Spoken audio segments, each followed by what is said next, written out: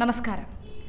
അമിത്ഷാ എന്ന തന്ത്രശാലിയായ കപ്പിത്താന് ആഭ്യന്തരമന്ത്രി സ്ഥാനവും BJP അധ്യക്ഷ സ്ഥാനവും ഒരേ സമയം വഹിച്ച സമ്മർദ്ദമുണ്ടായപ്പോൾ ഉയർന്നു കേട്ട പേരാണ് ജഗത് പ്രകാശ് നഡ്ഡ അല്ലെങ്കിൽ JP നഡ്ഡ. അമിത്ഷായുടെ കീഴിൽ ട്രെയിനിങ്ങിലായിരുന്നു BJP working president JP Nadda എന്ന് പറയാം. ഈ ട്രെയിനിങ് പൂർത്തിയാക്കിയാണ് നഡ്ഡ പൂർണ്ണമായും BJPയുടെ കപ്പിത്താന്റെ വേഷമെടുത്തണിഞ്ഞത്. BJP ദേശീയ അധ്യക്ഷന്റെ വേഷം. അതിൽ പരാജയം എന്തെന്ന് പോലും അറിഞ്ഞില്ല. അമിത്ഷായുടെയും മോദിയുടെയും കൃത്യമായ ഉപദേശവും ശിക്ഷണവും നഡ്ഡയെ ദേശീയ തലത്തിൽ BJPയെ വിജയത്തിലെത്തിക്കാൻ സാധിച്ചിട്ടുണ്ട്. ഇപ്പോഴത്തെ JP നഡ്ഡയെ രാജ്യസഭാ നേതാവായി നിയമിച്ചിരിക്കുകയാണ്. അമിത്ഷായ്ക്കും നരേന്ദ്രമോദിക്കും പിൻഗാമിയായി ഒപ്പം നമ്മൾ കേൾക്കുന്ന പേര് തന്നെയാണ് JP നഡ്ഡയുടേത്.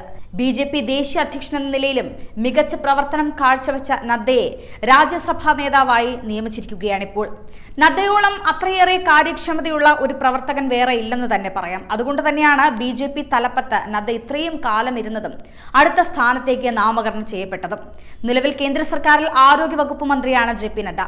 രാസവളം രാസവസ്തു വകുപ്പും നഡ്ഡയ്ക്കാണ്. ഈ വർഷം ഏപ്രിൽ ഗുജറാത്തിൽ നിന്നാണ് നഡ്ഡ രാജ്യസഭയിലേക്ക് തെരഞ്ഞെടുക്കപ്പെട്ടത്. ഒന്നാം നരേന്ദ്രമോദി സർക്കാരിൽ ആരോഗ്യമന്ത്രിയായിരിക്കെയാണ് നഡ്ഡ BJP ദേശീയ അധ്യക്ഷനായി തിരഞ്ഞെടുക്കപ്പെടുന്നത്. അമിത്ഷായുടെ പിൻഗാമിയായാണ് നഡ്ഡ അന്ന് BJP അധ്യക്ഷനായി എത്തിയത്. നഡ്ഡ കേന്ദ്രമന്ത്രിയായതോടെ BJP തലപ്പത്ത് പുതിയ അധ്യക്ഷനെ ഉടൻ തന്നെ നിയമിച്ചേക്കുമെന്നാണ് റിപ്പോർട്ടുകൾ.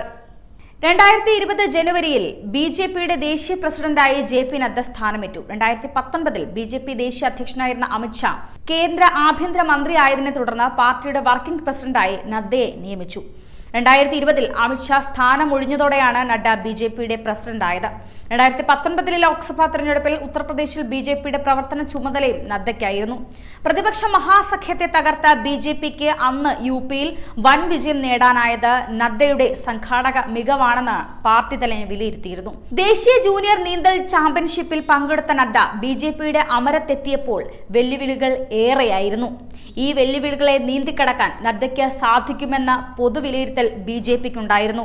ഒന്നാം മോദി സർക്കാരിൽ ആരോഗ്യമന്ത്രിയായിരുന്ന പ്രവർത്തന മികവിന്റെയും പ്രതിച്ഛായയുടെയും പിൻബലമുള്ള നഡ്ഡയ്ക്ക് ഇത് അനായാസം കൈകാര്യം ചെയ്യാൻ കഴിയുമെന്നാണ് BJPയുടെ പ്രതീക്ഷ. ABVPയിലെ പ്രവർത്തന പരിചയവുമായാണ് JP നഡ്ഡ രാഷ്ട്രീയത്തിൽ തുടക്കമിടുന്നത്. ആ കാലത്ത് ഇപ്പോഴത്തെ കേന്ദ്ര സഹമന്ത്രി V മുരളീധരനൊപ്പം പ്രവർത്തിച്ച നേതാവ് കൂടിയാണ് നഡ്ഡ. കേരളത്തിന്റെ ചുമതലയുള്ള നേതാവ് എന്ന നിലയിലും പ്രവർത്തിച്ച വ്യക്തിയാണ് നഡ്ഡ. BJP അധ്യക്ഷനായിരുന്നപ്പോൾ അമിത്ഷാ കേരളത്തിൽ പദയാത്ര നടത്തിയ വേളയിൽ അതിന്റെ ചുക്കാൻ പാർട്ടി ഏൽപ്പിച്ചതും നഡ്ഡയായിരുന്നു. RSSന് കൂടി അഭിമതനായ വ്യക്തി എന്ന നിലയിലാണ് അദ്ദേഹം BJP അധ്യക്ഷ പദവിയിലേക്ക് എത്തിയത്. അധ്യക്ഷ സ്ഥാനം ഏറ്റെടുക്കുമ്പോൾ നഡ്ഡയ്ക്ക് മുൻപിൽ ആദ്യ വെല്ലുവിളി ഡൽഹി തിരഞ്ഞെടുപ്പ് തന്നെയായിരുന്നു. പൗരത്വ നിയമ ഭേദഗതികൾക്ക് നടുവിൽ BJPക്ക് ഒരു വിജയം അനിവാര്യമായിരുന്നു. അത് സാധിക്കുകയും ചെയ്തു. അതിന് നഡ്ഡയുടെ തന്ത്രങ്ങൾക്ക് സാധിച്ചു എന്നതും ഏറ്റവും വലിയ ഉത്തരമാണ്. ഇപ്പോൾ രാജ്യസഭാ നേതാവായി അദ്ദേഹത്തിനെ പ്രഖ്യാപിക്കുമ്പോൾ BJPക്ക് ഇനിയും മുന്നോട്ട് വയ്ക്കാൻ ഒരുപാട് കരുക്കളുണ്ട്.